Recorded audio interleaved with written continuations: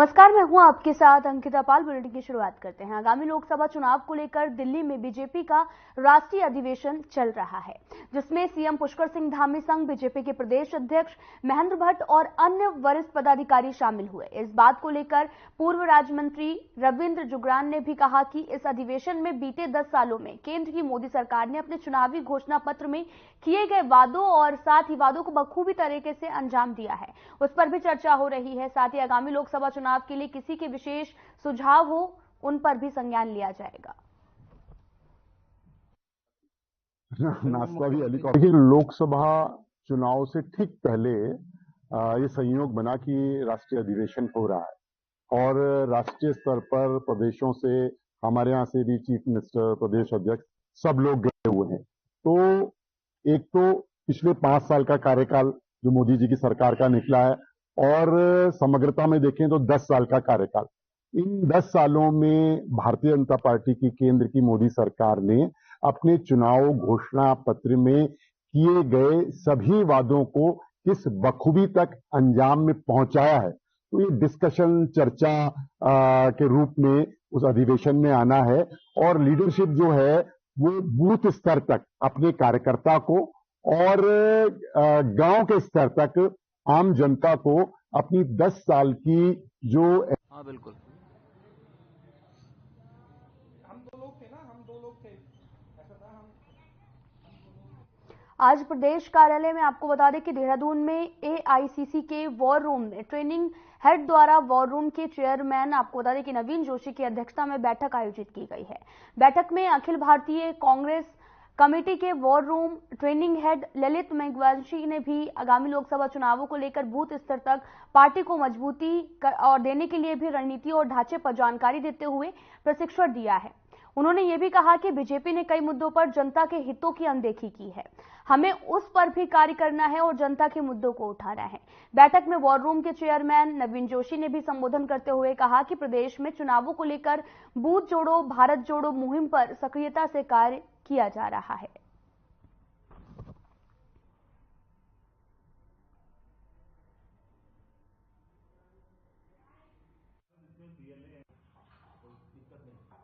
लोकसभा चुनाव 2024 के लिए कांग्रेस पूरे मुस्तैदी के साथ तैयार है और भारतीय जनता पार्टी के जो दुष्प्रचार है उससे निपटने के लिए हमने वॉर रूम यहाँ पे स्थापित किया है। आज सेंट्रल वॉर रूम की एक टीम हमारे यहाँ पे आई थी और जिसमें हमारे पूरे 5 लोकसभा क्षेत्र के जो हमारे डेस्क हेड हैं और जो हमारे कोऑर्डिनेटर हैं उनकी ट्रेनिंग यहाँ पर आयोजित की गई है। सेंट्रल वॉर रूम द्वारा ट्रेनिंग के दौरान जो बताया गया है कि किस प्रकार से हम बीएलए से संपर्क स्थापित करेंगे और किस प्रकार से हमको जो लीड बीएलए है उनसे हम लोगों ने काम लेना है और हम पूरे राज्य भर के अंदर जो 70 हमारी विधानसभा की सीटें हैं उसमें हम कोऑर्डिनेटर बनाने जा रहे हैं जो सीधा बीएलए से और जिला अध्यक्षों से और जो हमारे कैंडिडेट्स होंगे उनसे संपर्क स्थापित करेंगे। ये सारे मुद्दे जो भारतीय जनता पार्टी की जो विफलता राज्य के अंदर और देश के अंदर है वो जनता के बीच में हम लेके जाएंगे।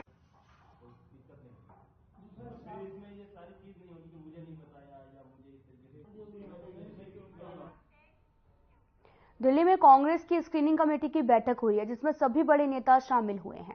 बैठक आगामी 2024 की लोकसभा चुनाव को लेकर हुई, जिसमें सभी संभावित प्रत्याशियों के नाम पर भी चर्चा होना तय माना जा रहा है। वहीं बैठक में उत्तराखंड प्रदेश प्रभारी कुमारी शैलजा और स्क्रीनिंग कमेटी के अध्यक्ष भगत चरण दास सहित अन्य प्रदेश अध्यक्ष और नेता मौजूद रहे और इसके साथ ही आगामी लोकसभा चुनाव को लेकर विस्तार से चर्चा की गई। इस दौरान कांग्रेस के प्रदेश महामंत्री नवीन जोशी ने बताया कि 5 लोकसभा सीटों पर जिन प्रत्याशियों ने आवेदन किया है उनके नाम पर पार्टी विचार करेगी।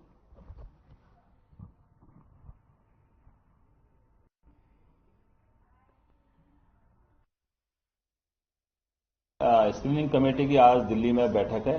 जो हमारे पीईसी है उसके सदस्य और जो हमारे पार्टी के सीनियर लीडर हैं और स्क्रीनिंग कमेटी के चेयरमैन हैं वो इस बैठक में उपस्थित होंगे और जिन लोगों ने उत्तराखंड के 5 लोकसभा क्षेत्रों में अपने अपने क्षेत्र में जिन्होंने आवेदन किए उनके नाम पे वहां पे विचार किया जाएगा। उनका पार्टी के लिए क्या योगदान है और क्या उनकी सीनियरिटी पार्टी के लिए पूरे उसमें पार्टी हाईकमान उसमें चर्चा करेगा। और यहाँ पे दावेदारी पिछले काफी दिनों से लोग कर रहे हैं और हमारी प्रदेश की प्रभारी कुमारी शैलजा जी भी हमारे उत्तराखंड में आई थी। उन्होंने विधायकों से और जो हमारे पूर्व मंत्री हैं और जो हमारे जिलाध्यक्ष हैं सभी से रायशुमारी करी और उनसे फीडबैक वो लेकर यहाँ से गई हैं। और मैं समझता हूँ निश्चित तौर से जो स्क्रीनिंग कमेटी की यहाँ पे बैठक चल रही है, जो जिताऊ कैंडिडेट्स होंगे उनके नाम पर विचार होगा और कांग्रेस यहाँ पूरी मजबूती के साथ राज्य भर में जो भारतीय जनता पार्टी की जन विरोधी नीतियां उसके खिलाफ यहाँ पर मुहिम चला के रखी हुई है। निश्चित तौर पर यहाँ पे जो जीतने वाले कैंडिडेट हैं उनके नाम पर पार्टी विचार करेगी।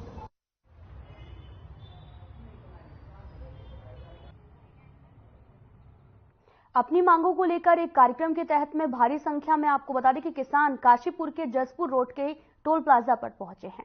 वहां पर 3 घंटे तक जमकर गरजे। इस दौरान तराई किसान संगठन के प्रदेश अध्यक्ष बलविंदर सिंह ने भी कहा कि केंद्र सरकार की तरफ से किसानों पर अत्याचार किया जा रहा है, जो कि सरकार जो सरासर जो है वो गलत भी है। उसके विरोध में हमने टोल प्लाजा पर बंद सांकेतिक धरने पर टोल फ्री करने का आह्वान किया है। उन्होंने आगे ये भी कहा कि सरकार अगर हमारी मांगों को नहीं मानती है तो आंदोलन को धार दी जाएगी। अन्नदाता किसान यूनियन के प्रदेश अध्यक्ष प्रताप सिंह विर्क ने भी कहा कि एक समय था जब मोदी खुद मनमोहन सिंह के पास में गए थे और कहा था कि किसानों को एमएसपी दीजिए, और आज जब वे खुद प्रधानमंत्री हैं तो एमएसपी देने के लिए मना कर रहे हैं।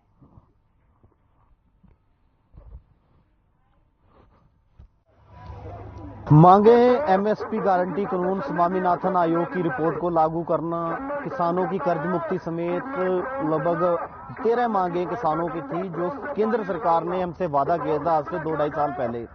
उसी मांगों को पूरा करवाने के लिए पंजाब हरियाणा के किसान दिल्ली कूच के लिए जा रहे थे। शंभू बॉर्डर पर सरकार द्वारा उन्हें रोका गया और उन पे लाठियां बाजी गई, उन पे आंसू गैस के गोले छोड़े गए, ड्रोन के द्वारा, जैसे वो हमारे देश के नागरिक नहीं होते किसान, ड्रोन के द्वारा उन पे हमला किया गया। 315 के छर्रे उन पे मारे गए, 12 बोर के छर्रे उन पे मारे गए। लगभग 300 से किसान। देखिए, ये जो हमारी एमएसपी की लड़ाई है ये बहुत पुरानी है। 2011 में मोदी जी ही खुद मनमोहन सिंह जी के पास गए थे कि इन किसानों को एमएसपी दीजिए। आज जब खुद प्रधानमंत्री हैं तो एमएसपी देने के लिए मना कर रहे हैं। लेकिन अगर एमएसपी देना ना देना वो बात की बात है। अगर किसान सड़क पर जा रहा तो आप उसे बमों से मार रहे हैं, डंडों से मार रहे हैं। आप इन्होंने चीन का बॉर्डर बना दिया है, शंभू बॉर्डर को। वहां किसानों को किस लिए मारा जा रहा है? क्या गुनाह करा उन्होंने? क्या हाईवे पर वो चल नहीं सकता? अगर किसी ने कुछ करा होता जब था। वहां 400 से ज्यादा किसान घायल हैं, ड्रोन से बम फेंके जा रहे हैं। इसलिए आज हमने एक तरफ सांकेतिक धरना दिया है, यहाँ टोल फ्री करवाए हैं 12 से 3 बजे तक। अगर हमें ऊपर से कॉल आएगी और हम देखेंगे तो हम दिल्ली कूच करने के लिए भी तैयार हैं। हमने पूरी तैयारी, तराई वालों ने तैयारी कर रखी है, सारे संगठन साथ हैं संयुक्त मोर्चा के, और हम जिस दिन भी हमारी कॉल होगी हम सब दिल्ली गाजीपुर बॉर्डर पर पहुंचेंगे। मैं तराई किसान संगठन प्रदेश अध्यक्ष बलविंदर सिंह उत्तराखंड से। जो सरकार के द्वारा अत्याचार किया जा रहा है वो सरासर गलत है। उसके विरोध में हम आज यहाँ टोल प्लाजा 12 से 3 बजे तक बंद, सांकेतिक धरने को बंद करने का आह्वान किया है, फ्री करा है।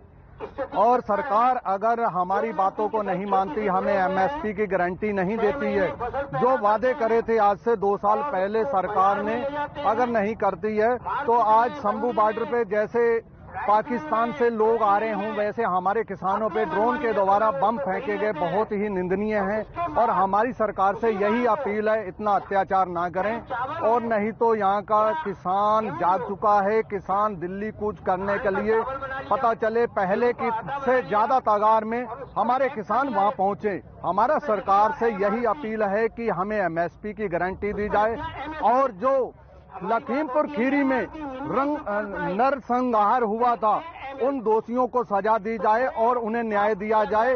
हमारी सरकार से यही मांग है। लेकिन ये आज की कॉल जो थी ये भारतीय किसान यूनियन युवा द्वारा दी गई। अल्मोड़ा जनपद के विकासखंड द्वारहाट में आपको बता दें कि मदन मोहन उपाध्याय स्वतंत्रता संग्राम सेनानी राजकीय स्नातकोत्तर महाविद्यालय में मतदाता जागरूकता अभियान के अंतर्गत चुनाव का पर्व, देश का पर्व कार्यक्रम में चुनाव पाठशाला का आयोजन किया गया है। इस दौरान प्राचार्य धन सिंह कुंवर ने भी छात्र छात्राओं को मतदाता शपथ ग्रहण कराई है। और इसके बाद में आपको बता दें कि स्वीप के नोडल अधिकारी डॉक्टर प्रमोद कुमार के नेतृत्व में महाविद्यालय परिसर से राजकीय जूनियर हाई स्कूल छतीना खाल तक मतदाता जागरूकता रैली निकाली गई है।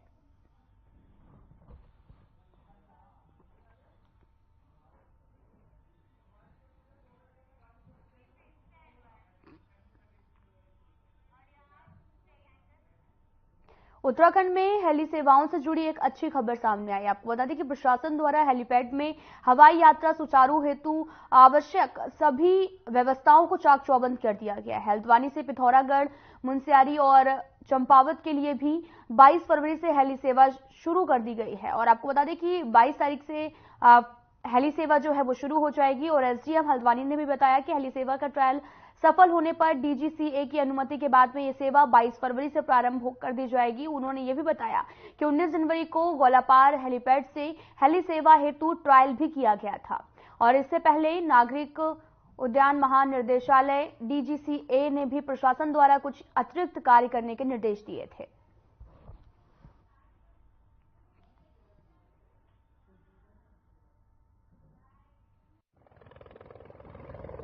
देखिए, हेरिटेज एविएशन द्वारा यहाँ गोलापार हवाई अड्डे से जो हमारा हेलीपैड है, इससे मुनस्यारी, पिथौरागढ़ और चंपावत 3 स्थानों के लिए हेली सेवा प्रारंभ की जा रही है। 22 तारीख से ये हेली सेवा प्रारंभ होने जा रही है। इसमें एक हेली डेडिकेटली यहीं रहेगा और 2 उड़ान मुनस्यारी के लिए, 2 उड़ान पिथौरागढ़ के लिए और 2 उड़ान चंपावत के लिए ये लेगा। साथ ही जैसा एविएशन वाला हेरिटेज एविएशन द्वारा बताया गया है कि 2500 रुपये इनका किराया चंपावत के लिए, 3000 पिथौरागढ़ के लिए और 3500 रुपये मुनस्यारी के लिए नियत किया गया है।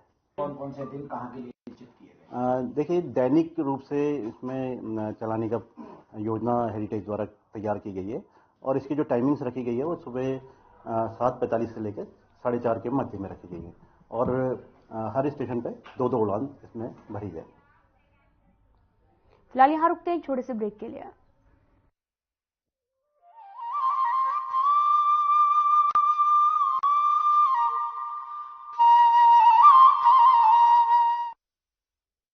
यूनिफॉर्म सिविल कोड यानी समान नागरिक संहिता विधेयक को राज्य विधानसभा में पारित कर पुष्कर सिंह धामी सरकार ने देवभूमि उत्तराखंड में इतिहास रच दिया। समान नागरिक संहिता उत्तराखंड 2024 विधेयक को पारित करने की मैं अनुज्ञा चाहता हूँ। विधेयक के पारित होते ही उत्तराखंड बन गया है स्वतंत्र भारत का पहला ऐसा राज्य जिसने संविधान निर्माताओं के समान नागरिक संहिता के लिए देखे गए स्वप्न को धरातल पर उतारने की दिशा में मजबूती से कदम बढ़ाए। 2 साल पहले मुख्यमंत्री धामी ने प्रदेश की जनता से समान नागरिकता संहिता कानून को प्रदेश में लागू करने का जो वादा किया था, उस वादे को पूरा करके प्रदेश सरकार ने अपने संकल्प को सिद्धि तक पहुंचाकर अपनी वचनबद्धता को बखूबी साबित किया। इस कानून में विवाह, तलाक, गुजारा भत्ता, उत्तराधिकार, गोद लेने जैसे मुद्दों को शामिल किया गया है। यह कानून सबको एक तरह से समानता का कानून है, सबको एक रूपता का कानून है, सबकी एकता का कानून है, सबका समान अधिकार का कानून है। भारत के संविधान के अनुच्छेद 44 में सभी नागरिकों के लिए समान कानून लागू करने की बात कही गई है। आने वाले समय में देश के अन्य राज्यों के लिए भी ये मील का पत्थर बनेगा। लिया था जो दृढ़ संकल्प, उसे पूरा किया। उत्तराखंड में यूसीसी विधेयक पारित किया।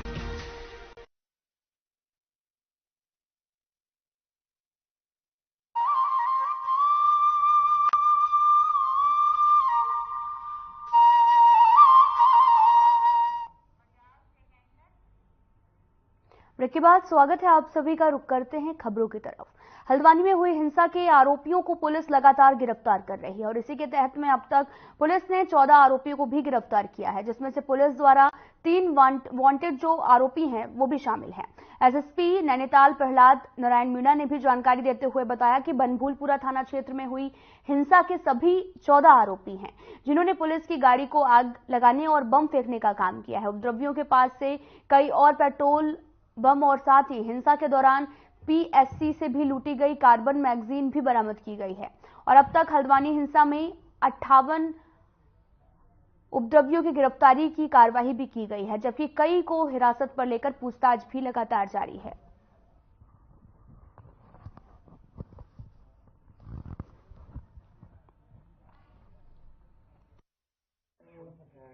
देखिए, जो नामजद अभियुक्त थे जिनके कोर्ट से हमने वारंट लिए थे, इनमें से 3 अभियुक्तों को आज हमने गिरफ्तार किया गया है और इसके अलावा बाकी 11 हमने और अभियुक्त जो तीनों मामलों में मिला के गिरफ्तार किए हैं। तो आज टोटल जो है 14 लोगों की गिरफ्तारी हुई है, और अब तक इस मामले में 58 लोगों की गिरफ्तारी हो चुकी है।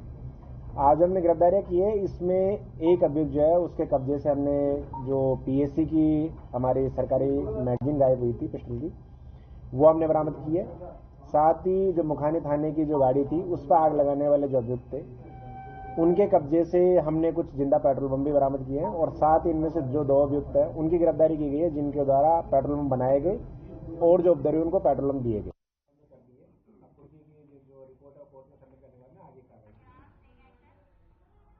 पूरे देश में भारतीय किसान यूनियन के नेतृत्व में किसानों की तरफ से हर प्रदेश के शहर, और साथ ही आपको बताते चले कि पूरे देश में भारतीय किसान यूनियन के नेतृत्व में किसानों की तरफ से हर प्रदेश के शहर और गांवों के किसान अपनी मांगों को लेकर जगह जगह धरना प्रदर्शन कर रहे हैं और इसी के साथ में भारी संख्या में पुलिस बल की मौजूदगी जसपुर काशीपुर नेशनल हाईवे पर स्थित टोल टैक्स की गई है। और आपको बता दें कि सैकड़ों किसानों ने अपना प्रदर्शन कर सरकार के खिलाफ जमकर नारेबाजी करते हुए 3 घंटे तक आवाजाही का टोल प्लाजा जो है वो फ्री कर दिया। किसानों के धरना प्रदर्शन में जसपुर कांग्रेस के विधायक आदेश सिंह चौहान ने भी अपनी कार्यकर्ताओं के साथ में धरना प्रदर्शन में सहभागिता निभाई है। इस दौरान विधायक आदेश चौहान ने भी अपने आप को किसान पुत्र बताते हुए कहा कि जिस देश का अन्नदाता खुशहाल नहीं है उस देश का हर नागरिक खुशहाल किसी कीमत पर नहीं रह सकता है।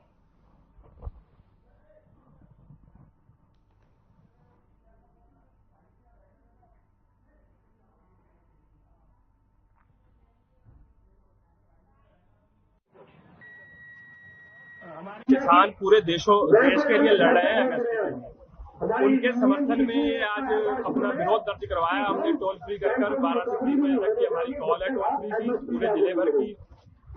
जो हरियाणा सरकार द्वारा हमारे किसानों पर आंसू गैस के गोले और 315 और 12 बोल तक की गोलियां वहां चलाई जा रही हैं, वो दुख तराई का किसान किसी भी उसमें सहन नहीं करेगा। वो दुखा किसान का अगर टोल प्लाजा के जो निकट है वो दरी बिछाकर प्रदर्शन किया है। और किसानों ने आरोप भी लगाया कि 3 कृषि कानून वापसी के दौरान केंद्र सरकार ने तमाम मुद्दों पर समझौता हुआ था, लेकिन लंबा समय बीतने के बाद भी केंद्र सरकार ने एक भी वादे को पूरा नहीं किया है।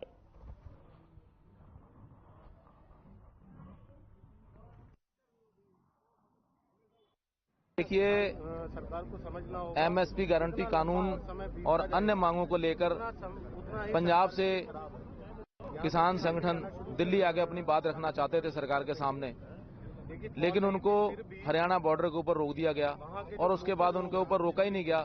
उनके ऊपर आंसू गैस के जहरीली आंसू गैस के गोले, रबड़ की गोलियां, दूसरी गोलियां भी, जहरीला पानी फेंका गया, जिससे एक किसान की मौत भी हो गई और एक जवान की भी मौत हो गई दम घुटने से। हम आज सांकेतिक रूप से इस टोल के ऊपर बैठे हैं सरकार को ये चेताने के लिए कि सरकार उनको अकेले पंजाब का किसान ही ना समझे। अगर उनके ऊपर अत्याचार किसान सरकार ने बंद ना किया तो पूरे देश से किसान लामबंद होकर दिल्ली पहुंचने का काम करेंगे, उनकी मदद करने का काम करेंगे, आंदोलन करने का काम करेंगे। 13 फरवरी को हमारे किसान संगठन शांतिपूर्ण तरीके से एमएसपी की मांग और मांगों को लेकर दिल्ली जा रहे थे। उनको शंभू बॉर्डर पर रोककर उनके ऊपर गोलियां चलाई गईं, अत्याचार किया गया उनके ऊपर, आंसू गैस के गोले। ऐसे तो कोई दुश्मन देश के लोगों के साथ नहीं करता। इतनी बर्बरता हमारे किसानों के साथ वहां पर की गई। उन्हीं को हमारे किसानों के जो उनके ऊपर खिलाफ कार्रवाई की गई, उसके किसानों के समर्थन में आज और सरकार के खिलाफ पूरे कुमाऊं के जो टोल हैं वो 3 घंटे के लिए फ्री कराए गए हैं और सरकार को चेताया गया है कि अगर हमारे किसानों के ऊपर अत्याचार बंद नहीं हुआ तो गाजीपुर के लिए, यहां से दिल्ली के लिए तराई से भी जत्थे निकलेंगे जो वहां पर जाके अपनी मांगों के लिए किसानों का समर्थन करने दिल्ली जाएंगे। देश में 2020 में आंदोलन हुआ था, किसानों का आंदोलन, उसमें पूरे देश की किसान बॉर्डरों पे पहुंचे थे दिल्ली और हमारी जो 3 काले कानून लेके आई थी भारत सरकार उसके विरोध में, तो उस समय वो तो वापस हो गए कानून, लेकिन एमएसपी की गारंटी कानून अभी तक नहीं बना देश में। उसकी मांग हमारी लगातार किसान मोर्चा की चल रही है 3 साल से। उसमें सरकार ने ही वादा किया था कि हम एमएसपी गारंटी कानून बना के देंगे और पूर्ण कर्ज माफी किसानों की वो होनी चाहिए। अपने वादे से सरकार मुकर गई। अब किसान शांतमय तरीके से पंजाब से चल के दिल्ली आ रहे थे अपनी बात रखने के लिए, तो उनको वहां रास्ते में रोक के एक तरह से बॉर्डर बना दिया गया, जैसे भारत पाकिस्तान का बॉर्डर हो। अपनी कुछ मांगों को लेकर के कई किसान संगठन इसमें जुड़े हुए थे, उनके द्वारा इसमें शांतिपूर्वक प्रदर्शन किया गया और इसमें जो है हम लोगों ने अलग अलग थानों से फोर्स लगाया था, साथ में पीएससी व अन्य व्यवस्थाएं भी की थी। तो शांतिपूर्वक प्रदर्शन रहा और उसमें अभी जो भी लोग हैं डिस्पर्स हो गए हैं और सारी व्यवस्थाएं ठीक रही। सर, इन्होंने चेतावनी भी दी है। बेसिकली इनकी जो भी डिमांड्स हैं वो प्रशासन के और अन्य माध्यमों से जहां पर डिसीजन मेकिंग होनी है उन तक पहुंचाई जाएंगी और जो भी इनका अगर कोई और कॉल भी है तो उस पर भी हम लोग इनसे वार्ता लगातार जारी रखेंगे। पूर्व में भी हम लोग लगातार इनसे वार्ता कर रहे थे और इनसे संपर्क बनाए हुए थे।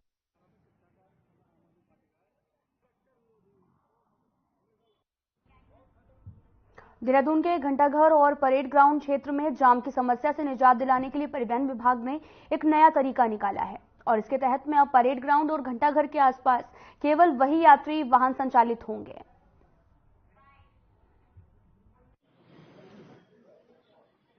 क्या है कि अभी एक महीने पहले RTA Dehradun regional transport authority जो होती है, जो मेजर डिसीजन लेती है ट्रांसपोर्ट सेक्टर से संबंधित, उसने तय किया कि जो देहरादून का घंटाघर है और परेड ग्राउंड है, इसके आसपास के 1 किलोमीटर 1.5 किलोमीटर के क्षेत्र में अगर किसी auto, Vikram, Tata magic, city bus मतलब पैसेंजर व्हीकल का संचालन करना है तो उस गाड़ी में जीपीएस लगा होना आवश्यक है।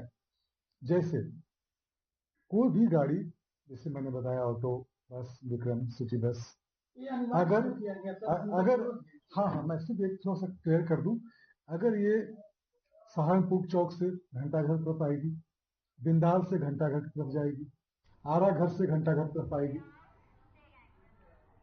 फिलहाल इस वीडियो में इतना ही। नमस्कार।